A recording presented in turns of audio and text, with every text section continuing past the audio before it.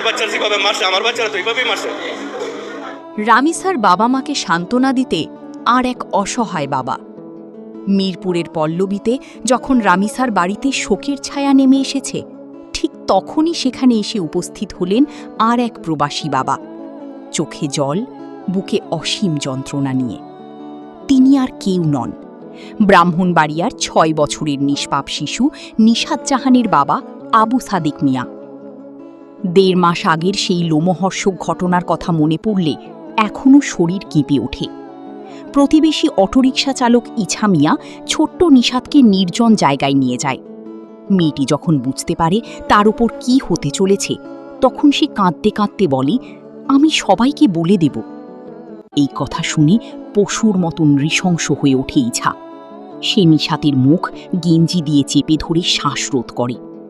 শুধু হত্যা নয়, অমানবিক নির্যাতন করে তার ছোট্ট শরীরের হাত পা ভেঙে দেয়।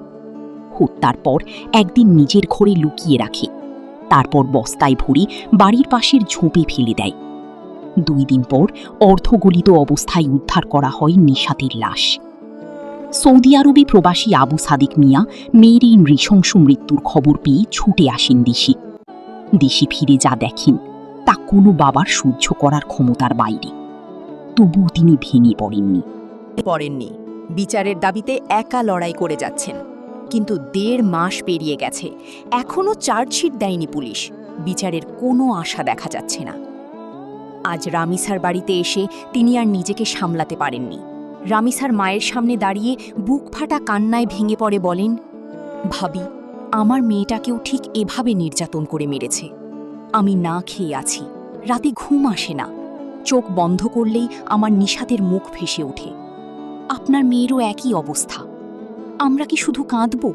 বিচার হবে না? তার কণ্ঠস্বর কাঁপছিল, চোখ দিয়ে অবিরাম ঝরে পড়ছিল অশ্রু, হাত কাঁপছিল।